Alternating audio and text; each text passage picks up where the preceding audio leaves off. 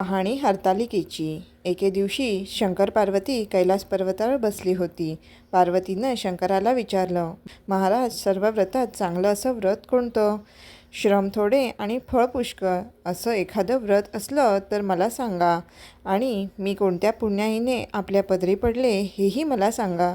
तेव्हा शंकर म्हणाले, जसा नक्षत्रात चंद्रश्रेष्ठ, ग्रहात सूर्यश्रेष्ठ, 4 वर्णात ब्राह्मण श्रेष्ठ, देवात विष्णू श्रेष्ठ, नद्यात गंगा श्रेष्ठ, त्याचप्रमाणे हरतालिका हे व्रत सर्वात श्रेष्ठ आहे. ते तुला सांगतो. तेच तू पूर्वजन्मी हिमालय पर्वतावर केलंस आणि त्याच पुण्यानं तू मला प्राप्त झालीस. ते ऐक. हे व्रत भाद्रपद महिन्यातल्या पहिल्या तृतीयेला करावं. ते पूर्वी तू कसे केलंस ते मी तुला आता सांगतो. तू लहानपणी मी तुला प्राप्त व्हावं म्हणून मोठं तप केलंस. 64 वर्ष तर झाडाची पिकली पानं खाऊन होतीस. थंडी, पाऊस, ऊन ही तिन्ही दुःख सहन केलीस. हे तुझे श्रम पाहून तुझ्या बापाला फार दुःख झालं व अशी कन्या कोणाला द्यावी अशी त्याला चिंता पडली. इतक्यात तिथं नारद मुनी आले. हिमालयानं त्यांची पूजा केली व येण्याचं कारण विचारलं. तेव्हा नारद म्हणाले, तुझी कन्या उपवर झाली आहे, ती विष्णूला द्यावी. तो तिचा योग्य नवरा आहे. त्यांनीच मला तुझ्याकडे मागणी करण्यास पाठवलं आहे, म्हणून इथं मी आलो आहे. हिमालयाला मोठा आनंद झाला. त्यानं ही गोष्ट कबूल केली. नंतर नारद तेथून विष्णूकडे आले. त्यांना ही हकीकत कळविली व आपण निघून दुसरीकडे गेले.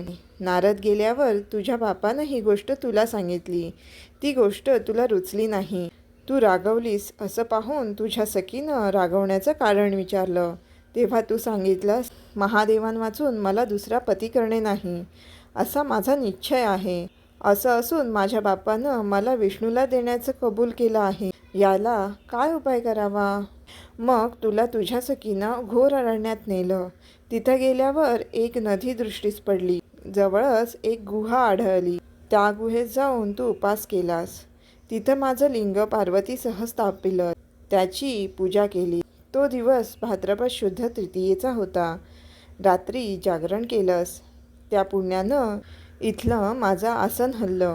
नंतर मी तिथे आलो, तुला दर्शन दिलं आणि वर मागण्यास सांगितलं. तू म्हणालीस, तुम्ही माझे पती व्हावं, याशिवाय दुसरी इच्छा नाही. नंतर ती गोष्ट मी मान्य केली. मी गुप्त झालो. पुढे दुसऱ्या दिवशी ती व्रतपूजा विसर्जन केली. मैत्रिणींसह त्याचा पारणा केलं.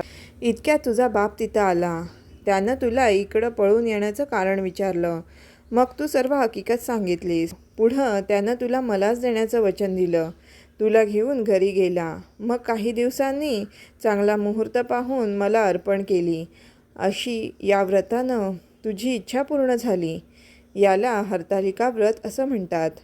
याचा विधी असा आहे, ज्या ठिकाणी हे व्रत करावयाचं असेल त्या ठिकाणी तोरणं बांधावे. केळीचे खांब लावून ते स्थळ सुशोभित करावं. रांगोळी घालून पार्वतीसह महादेवाचं लिंग स्थापन करावं. षोडशोपचारांनी त्याची पूजा करावी. मनोभावे त्याची प्रार्थना करावी. नंतर ही कहाणी करावी व रात्री जागरण करावं. या व्रतानं प्राणी पापापासून मुक्त होतो. 7 जन्मांचं पातक नाहीसं होतं. राज्य मिळतं. स्त्रियांचं सौभाग्य वाढतं. या दिवशी बायकांनी जर काही खाल्लं तर 7 जन्म वंध्या होतात. दारिद्र्य येतं व पुत्रशोक होतो. कहाणी ऐकल्यावर सुवासिनींना यथाशक्ती वाण द्यावं. दुसरे दिवशी उत्तरपूजा करावी आणि व्रताचं विसर्जन करावं. ही 60 उत्तराची कहाणी 5 उत्तरी देवा ब्राह्मणांच्या द्वारी, गायीचे गोठी पिंपळाच्या पारी, सुफळ संपूर्ण. अशाच नवनवीन माहितीसाठी आमच्या चॅनलला सबस्क्राईब करा.